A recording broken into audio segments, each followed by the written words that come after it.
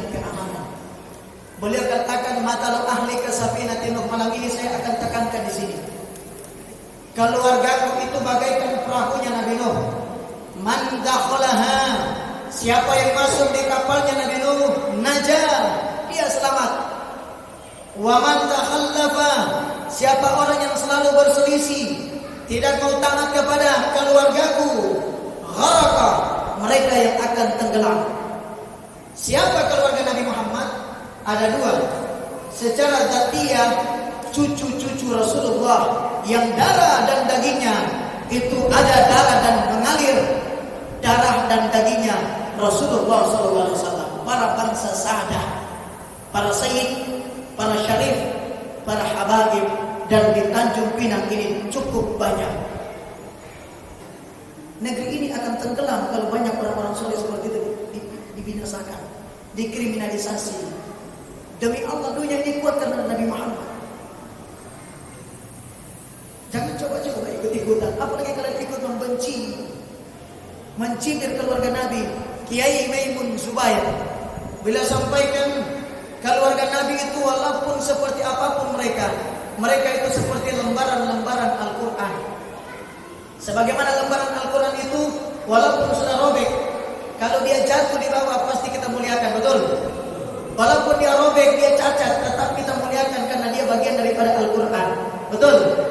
Tahukah antum, keluarga Nabi Muhammad itu bagian dari darah daging Nabi Muhammad. Kalian menghina mereka, kalian caci maki mereka, sama kalian telah menyakiti Rasulullah SAW. Betul apa betul ini? Mau masuk surga lewat mana? Mau selamat dari mana? Satu-satunya jalan selamat itu Sayyidina Muhammad.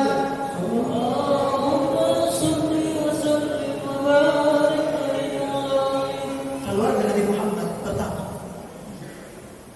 Memang keluarga Nabi Muhammad itu manusia. Ada juga yang alim, ada yang biasa, bahkan ada yang nakal. Tapi sebagaimana lembaran Al-Quran, jangan kalian hina keluarga Rasulullah. Jangan kalian nista, apalagi kalian sakiti mereka. Mereka itu jaminan keamanan. Seburuk-buruk keluarga Nabi Muhammad, dikatakan oleh Syekh Muhammad Abdullah Al-Mahdi Abdurrahman As-Sakti, mereka bisa menyelamatkan umat nanti di hadapan Rasulullah. Setiap keluarga Nabi Muhammad bisa membawa umat sampai ke hadapan datuknya Sayyidina Muhammad.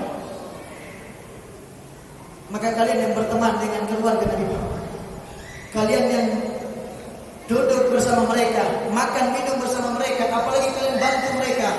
Nabi Muhammad menyampaikan, kalau kalian bantu keturunanku, mereka tidak bisa membalas. Aku Muhammad menanggung itu. Aku akan bayar kepada kalian nanti di yaumul qiyamah. Jangan lihat ini hal sepele, ini urusan besar. Jangan pikir di akhirat itu tidak rumit. Dunia saja yang kompetisinya ini dibedakan dengan akhirat cuma 1%, akhirat 99%. Kalau ada tidak ada koneksi, tidak ada teman, tidak ada juru kunci, dipastikan hidup kita tidak mudah. Tidak mudah hadir. Nah di akhirat lebih rumit. Kerumitannya 99 kali dibedakan dengan dunia nih. Kumpulkan semuanya. Bagaimana kalau Anda tidak punya teman di sana? Bagaimana kalau Nabi tidak mau melihat antum? Bagaimana kalau para sahabat tidak suka dengan antum? Bagaimana kalau tabi'in? Bagaimana guru-guru mulia yang tidak suka dengan antum karena kalian merusak umat Nabi Muhammad? Apa artinya harta, jabatan, tahta yang cuma di dunia sempit, sederhana, tidak lama. Paling top 100 tahun. Itu kalau kalian bisa menjabat sampai 100 periode. Paling top. Tapi ujung-ujungnya mati. Sementara di akhirat itu abadan abadan. Jangan jual kenikmatan yang cuma singkat di dunia, tapi di sana susah, tidak berjumpa dengan Nabi Muhammad. Yauma nad'u kulla unasin bi imamihim. Pada hari itu kami akan memanggil manusia, semua masing-masing dengan imamnya. Imam itu harus ditanam di dunia. Kalau imam kita salah, kita semua akan sama-sama dalam neraka. Kalau imam kita benar, maka kita semua akan sampai kepada Rasulullah Sallallahu Alaihi Wasallam. Yang kedua, singkat saja, keluarga Nabi Muhammad yang kedua secara maknawiyah. Kalau secara dzatiyah itu darah daging beliau langsung para kaum Sadah, Bani Alawiyah. Sementara yang kedua ini adalah secara maknawiyah, para ustadz, para ulama, warasatul anbiya. Mereka itulah sebenarnya jaminan keamanan. Adanya mereka majelis taklim hidup. Majelis taklim ini salah satu penolak bala. Adanya mereka adalah majelis zikir. Majelis zikir itulah yang menyebabkan bala ini diangkat. Adanya mereka akhirnya adanya majelis-majelis khair. Majelis khair itu yang mendatangkan rahmat Allah. Itulah keluarga-keluarga Rasulullah SAW. Mari ikuti mereka. Kalau bisa kalian kun aliman. Kalau bisa kalian jadi bagian dari mereka, jadi ulama, orang yang punya kendaraan. Kalau tidak bisa, udah ketuaan mungkin kita, au muta'alliman, jadi penuntut ilmu yang dekat dengan para ulama. Selamat. Kalau tidak bisa, Nabi katakan jadi yang ketiga, au mustami'an, cukup yang senang dengar fatwa, wejangan, nasihat para ulama. Kalau tidak bisa lagi, yang terakhir Nabi katakan, au muhibban, cukup kalian menjadi pecinta para ulama, pecinta habaib. Kalau kalian tidak bisa mencintai yang tinggi, kalian cintai orang yang mencintai habaib. Dalam riwayat diceritakan dalam kitab Al-Habib Ali bin Muhammad bin Husain Al-Habashi, ada seseorang walinya Allah, dia bermimpi berjumpa dengan para malaikat. Malaikat ini lagi menulis nama-nama orang-orang yang langsung terhubung kepada Nabi Muhammad, yang VIP. Ketika itu ulama ini bertanya, wahai malaikat, kalian lagi menulis apa? Mereka menjawab, kami lagi menulis para muhibbin, para pecinta Allah, para pecinta Rasul, para pecinta Nabi, para pecinta ulama.